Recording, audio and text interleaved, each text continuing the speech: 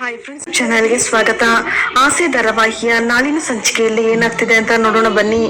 ಮೊದಲಿಗೆ ಶಾಂತಿ ರಂಗನಾಥ್ ಮಾತಾಡದೆ ಇರೋದಕ್ಕೆ ಸೂರ್ಯ ಪ್ಲಾನ್ ಮಾಡಿ ಮನೇಲಾಗಿದ್ದೆಲ್ಲ ಲಕ್ಕಿಗೆ ಹೇಳಿ ಮನೆಗೆ ಕರ್ಕೊಂಡ್ ಬರ್ತಾನೆ.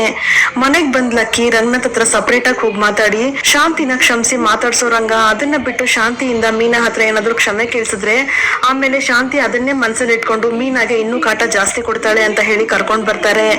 ಈ ಕಡೆ ಶಾಂತಿ ಅವರಿಬ್ರು ಏನ್ ಮಾತಾಡ್ತಿದ್ದಾರೆ ಅಂತ ಕೇಳಿಸ್ಕೊಳ್ಳೋದಕ್ಕೆ ಕಾಯ್ತಿರ್ತಾರೆ. ಆಗ ರಂಗನಾಥ್ ಬಂದು ಸೂರ್ಯನ್ ಮುಖ ನೋಡಿದಾಗ, ಅಪ್ಪ ನನಗ್ ಬೇರೆ ದಾರಿ ಕಾಣಿಸ್ಲಿಲ್ಲಪ್ಪ, ಅದಕ್ಕೆ ಲಕ್ಕಿನ್ ಕರ್ಕೊಂಡ್ ಬಂದೆ ಅಂತ ಸೂರ್ಯ ಹೇಳ್ತಾನೆ. ಆಗ ಲಕ್ಕಿ, ಲೋ ರಂಗ ಅಲ್ಲೇನೋ ನೋಡ್ತಾ ಇದ್ಯಾ, ಬಾರೋ ಇಲ್ಲಿ ಅಂತ ಕರ್ಕೊಂಡ್ ಬಂದು, ಲೇ ಶಾಂತಿ, ಒಂದ್ ಕುಟುಂಬದಲ್ಲಿ ದೊಡ್ಡೋಳಾಗಿ ಇದ್ಕೊಂಡು ನೀನ್ ಮಾಡಿರೋ ಕೆಲಸ ತಪ್ಪು ಕಣೆ, ಅದು ಅಲ್ಲದೆ ಆ ಮನೋಜನ್ಗೋಸ್ಕರ ಅಂತ ಸಹಾಯ ಮಾಡೋದಕ್ಕೆ ಹೋಗಿ ಎಲ್ರ ಮುಂದೆ ನೀನೇ ಕೆಟ್ಟೋಳಾದೆ. ನಾನ್ ಅವತ್ತಿಂದಾನೇ ನಿನ್ಗೆ ಹೇಳ್ಕೊಂಡ್ ಬರ್ತಾನೆ ಇದ್ದೀನಿ, ಎಲ್ರನ್ನೂ ಒಂದೇ ರೀತಿ ನೋಡು ಅಂತ. ಆದ್ರೆ ನೀನ್ ಯಾವತ್ತೇ ನನ್ ಮಾತ್ ಕೇಳ್ತೀಯ ಅಂತ ಲಕ್ಕಿ ಕೇಳಿದಾಗ, ಅಯ್ಯೋ ಲಕ್ಕಿ, ಎಲ್ರು ನಿನ್ ತರಾನೇ ಇರೋದಕ್ಕಾಗತ್ತಾ ಅಂತ ಸೂರ್ಯ ಹೇಳ್ತಾನೆ.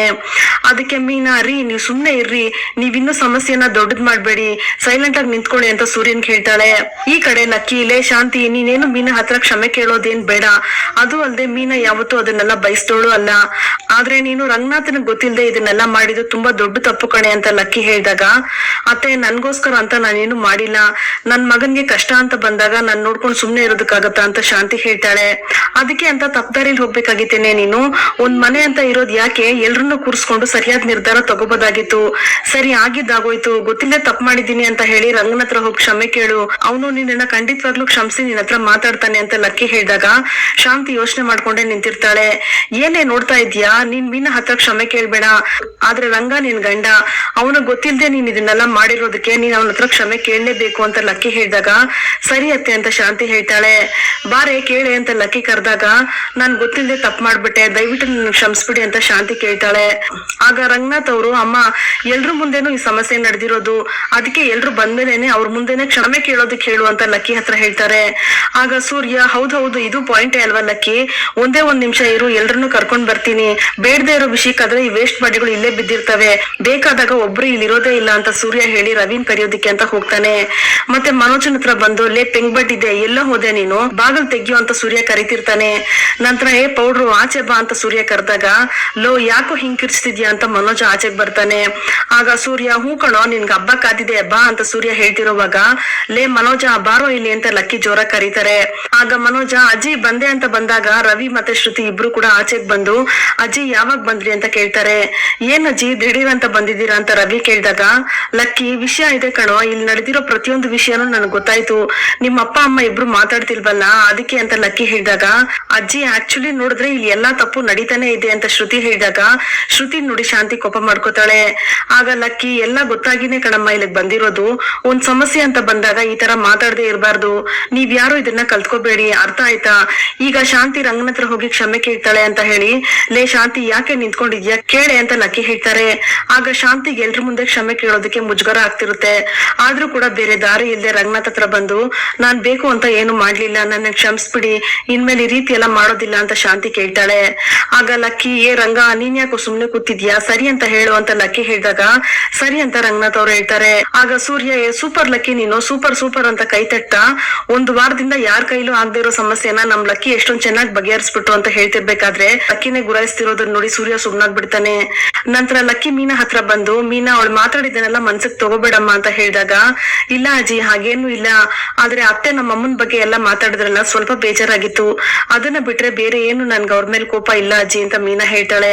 ಅದಕ್ಕೆ ಲಕ್ಕಿ, ಕೇಳಿಸ್ಕೊಂಡೇನೆ ಶಾಂತಿ, ಇದನ್ನೇ ಕಣೆ ಮನೆಗೋಸ್ಕರ ಬಿಟ್ಕೊಡೋದು ಅಂತ ಹೇಳೋದು, ಇನ್ಮೇಲಾದ್ರೂ ಇವಳನ್ನ ಅರ್ಥ ಮಾಡ್ಕೊ ಅಂತ ಲಕ್ಕಿ ಹೇಳ್ತಾರೆ.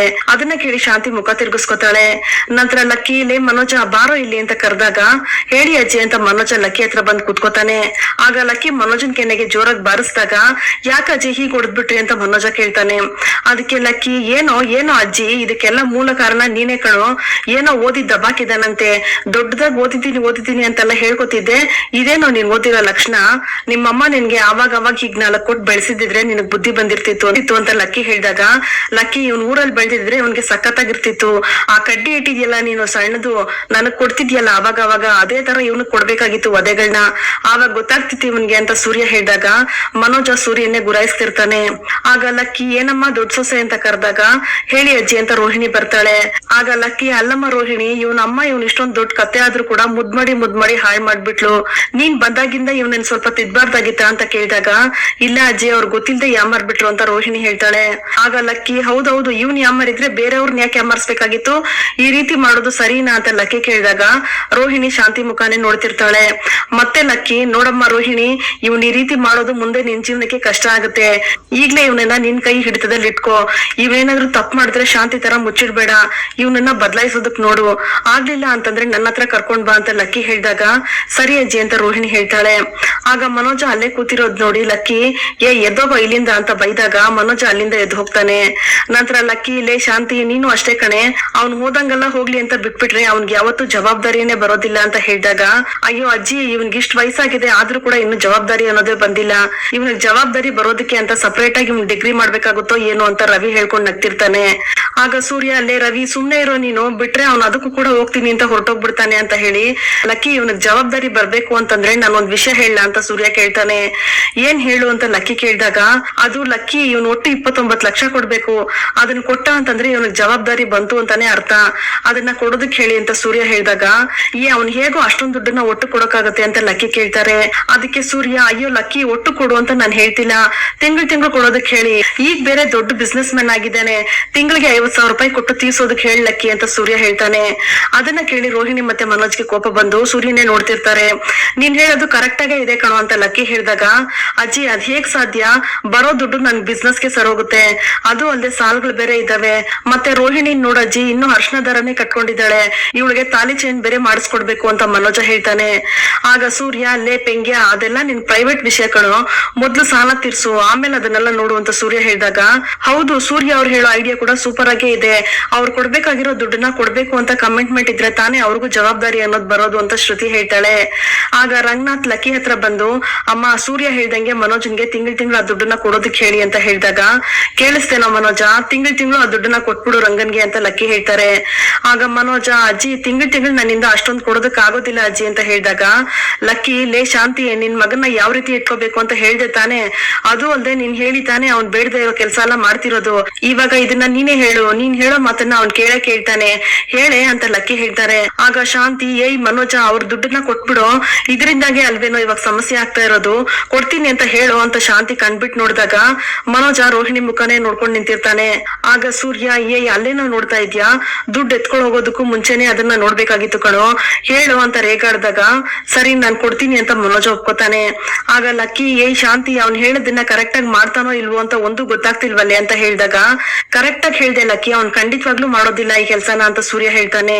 ಲೇ ಸೂರ್ಯ ಸುಮ್ನೆ ಇರೋ ನೀನು ಅಂತ ಲಕ್ಕಿ ಹೇಳಿ ಲೇ ಶಾಂತಿ ಬಾರೆ ಇಲ್ಲಿ ಅಂತ ಕರೆದಾಗ ಶಾಂತಿ ಬಂದು ಲಕ್ಕಿ ಮುಂದೆ ನಿಂತ್ಕೋತಾರೆ. ಆಗ ಲಕ್ಕಿ ನೋಡೆ ಶಾಂತಿ ತಿಂಗಳು ಇವ್ರಿಗೆ ಏನ್ ದುಡ್ಡು ಕೊಡ್ಬೇಕು ಅದನ್ನ ಇವನ್ ಕೈಲಿಂದ ಈಸ್ಕೊಡೋ ಜವಾಬ್ದಾರಿ ನಿಂದೆ ಅಂತ ಹೇಳಿದಾಗ ಅದನ್ ಕೇಳಿ ಶಾಂತಿಗ್ ಶಾಕ್ ಆಗುತ್ತೆ. ಅದು ಅತ್ತೆ ನಾನಾ ಅಂತ ಶಾಂತಿ ಕೇಳಿದಾಗ ನೀನೇ ಕಣೆ, ಅವನ್ ಕಡೆಯಿಂದ ದುಡ್ಡನ್ನ ನೀನೇ ಈಸ್ಕೊಡ್ಬೇಕಾಗಿರೋದು ಅಂತ ಲಕ್ಕಿ ಹೇಳಿದಾಗ ಸರಿ ಆಯ್ತು ಅತ್ತೆ ಅಂತ ಶಾಂತಿ ಒಪ್ಕೋತಾಳೆ. ಆಗ ಸೂರ್ಯ ಲಕ್ಕಿ ಸೂಪರ್ ಲಕ್ಕಿ ನೀನು, ಅದಕ್ಕೆ ನೀನ್ ಇರ್ಬೇಕು ಅಂತ ಹೇಳೋದು ಅಂತ ಹೇಳಿದಾಗ ಅಜ್ಜಿ ಒಂದ್ ರೀತಿಲಿ ಎಲ್ಲಾ ಸಮಸ್ಯೆನೂ ಬಗೆಹರಿತು, ಬನ್ನಿ ನಾನ್ ನಿಮ್ಗೆ ಟೀ ಕೊಡ್ತೀನಿ ಅಂತ ಹೇಳಿ ಮೀನಾ ಹೇಳ್ತಾಳೆ. ಸರಿ ಅಂತ ಲಕ್ಕಿ ಎದ್ದು ಹೋದಾಗ ರಂಗನಾಥ್ ಅವರು ಅಮ್ಮ ನನ್ಗ್ ಸ್ವಲ್ಪ ಕೆಲ್ಸ ಇದೆ ಅಂತ ಆಚೆ ಹೋಗ್ತಾರೆ. ಅಲ್ಲಿ ಎಲ್ರು ಹೊರಟೋದ್ಮೇಲೆ ಶಾಂತಿ ಮಾತ್ರ ಒಬ್ಳೆ ಕುತ್ಕೊಂಡು ಯೋಚನೆ ಮಾಡ್ತಿರ್ತಾಳೆ. ಈ ಕಡೆ ರೋಹಿಣಿ ರೂಮ್ ಅಲ್ಲಿ ಒಬ್ಳೆ ಯೋಚನೆ ಮಾಡ್ತಿರೋವಾಗ ಅಲ್ಲಿಗ್ ಮನೋಜ ಬಂದು ಏನ್ ರೋಹಿಣಿ ಇದು ಈ ರೀತಿ ಆಗೋಯ್ತಲ್ಲ ಅಂತ ಮನೋಜ ಕೇಳಿದಾಗ ಯಾವ್ದ್ರ ಬಗ್ಗೆ ಹೇಳ್ತಿದ್ದೀರಾ ಅಂತ ರೋಹಿಣಿ ಕೇಳ್ತಾಳೆ.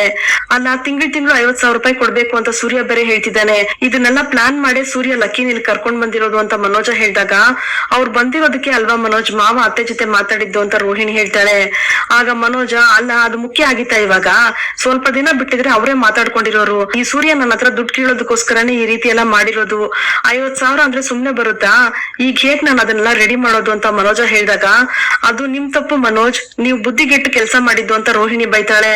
ಅದಕ್ಕೆ ಮನೋಜ ಏನು ಎಲ್ರು ಇದನ್ನೇ ಹೇಳ್ತಿದ್ದೀರಲ್ಲ, ನಾನೇನಂತ ಬುದ್ಧಿ ಇಲ್ದಿರೋ ಅಂತ ಕೆಲಸ ಮಾಡಿರೋದು ಅಂತ ಕೇಳಿದಾಗ ಸರಿ ಇವಾಗ ಸೂರ್ಯ ಅವ್ರಿಗೆ ಕೊಡ್ಬೇಕಾಗಿರೋ 2 ಲಕ್ಷನ ಬಿಡಿ, ಆದ್ರೆ ನಿಮ್ಮ ಅಪ್ಪನ ಕೊಡ್ಬೇಕಾಗಿರೋ 27 ಲಕ್ಷದಲ್ಲಿ ನಿಮ್ದು ಶೇರ್ ಇದೆ ಅಲ್ವಾ, ಆ ಆ ಲೆಕ್ಕದಲ್ಲಿ ನೋಡಿದ್ರೆ 9 ಲಕ್ಷ ಹೋಗುತ್ತೆ, ಇನ್ 18 ಲಕ್ಷ ಮಾತ್ರ ನೀವು ಕೊಡ್ಬೇಕಾಗಿರೋದು ಅಂತ ರೋಹಿಣಿ ಹೇಳ್ತಾಳೆ. ಆಗ ಮನೋಜ ಓ ಹೌದಲ್ವಾ, ಇದ್ ನನ್ಗೆ ಹೊಳಿಲೇ ಇಲ್ಲ ಅಂತ ಮನೋಜ ಹೇಳಿದಾಗ, ಇದೆಲ್ಲ ನಿಮ್ಗೆ ಅರ್ಥ ಆಗಿದ್ರೆ ನೀವ್ ಯಾಕೆ ಇಷ್ಟೊಂದು ಯಾಮಾರ್ತಿದ್ರಿ ಅಂತ ರೋಹಿಣಿ ಹೇಳ್ತಾಳೆ. ಸರಿ ಇರು, ನಾ ಇವಾಗ್ಲೇ ಹೋಗಿ ಹೇಳ್ಬಿಟ್ ಬರ್ತೀನಿ ಅಂತ ಮನೋಜ ಹೋಗ್ತಿರ್ಬೇಕಾದ್ರೆ, ನಿಂತ್ಕೊಳ್ಳಿ ಮನೋಜ್ ಎಲ್ಗ್ ಹೋಗ್ತಾ ಇದ್ದೀರಾ ಅಂತ ರೋಹಿಣಿ ಕೇಳ್ತಾಳೆ. ಅದಕ್ಕೆ ಮನೋಜ ಈಗ ಹೋಗಿ ಅವ್ರ ಹತ್ರ 18 ಲಕ್ಷ ಮಾತ್ರ ಕೊಡ್ತೀನಿ ಅಂತ ಹೇಳ್ಬಿಟ್ ಬರ್ತೀನಿ ಅಂತ ಹೇಳಿದಾಗ, ನೀವ್ ಸ್ವಲ್ಪ ಹೊತ್ತು ಮಾತಾಡ್ದೆ ನಿಂತ್ಕೊಳ್ಳಿ ಮನೋಜ್, ಈಗ ಏನಾದ್ರೂ ನೀವ್ ಹೋಗಿ ಅಲ್ಲಿ ತರ ಹೇಳಿದ್ರಿ ಅಂತಂದ್ರೆ ನಿಮ್ಗೆ ಇದನ್ನೆಲ್ಲ ನಾನೇ ಹೇಳ್ಕೊಟ್ಟಿದೀನಿ ಅಂತ ಸೂರ್ಯ ಮತ್ತೆ ಗಲಾಟೆ ಮಾಡ್ತಾನೆ. ನಾವ್ ಅವ್ರಿಗೆ ದುಡ್ಡು ಕೊಡ್ಬೇಕಾದ್ರೆ ಇದನ್ನೆಲ್ಲ ಹೇಳಿದ್ರೆ ಆಯ್ತು, ಈಗ ಸದ್ಯಕ್ಕೆ ಸಮಸ್ಯೆ ಮುಗ್ದಿದೆ ಅಲ್ವಾ ಅಂತ ರೋಹಿಣಿ ಹೇಳ್ತಾಳೆ. ಮುಗ್ದಿದ್ಯಾ, ಎಲ್ ಮುಗ್ದಿದೆ, ಅಂಗಡಿಗೆ ತಿಂಗಳು 1 ಲಕ್ಷ ರೂಪಾಯಿ ಮೇಲ್ ಖರ್ಚಾಗ್ತಿದೆ, ಇದ್ರಲ್ಲಿ ಬೇರೆ ಇವ್ನಿಗೆ 50,000 ರೂಪಾಯಿ ಕೊಡ್ಬೇಕಾ ಅಂತ ಮನೋಜ್ ಕೇಳಿದಾಗ, ಬೇರೆ ದಾರಿನೇ ಇಲ್ಲ ಮನೋಜ್, ಕೊಡ್ಲೇಬೇಕು, ನೋಡ್ಕೊಳ್ಳೋಣ ಬಿಡಿ ಅಂತ ರೋಹಿಣಿ ಹೇಳ್ತಾಳೆ. ಇಲ್ಲಿಗೆ ಈ ಸಂಚಿಕೆ ವಿಡಿಯೋ ಮುಕ್ತಾಯವಾಗುತ್ತದೆ. ವಿಡಿಯೋ ನಿಮ್ಗೆ ಇಷ್ಟ ಆಗಿದ್ರೆ ಪ್ಲೀಸ್ ಲೈಕ್ ಮಾಡಿ, ಸಬ್ಸ್ಕ್ರೈಬ್ ಮಾಡಿ. Thank you.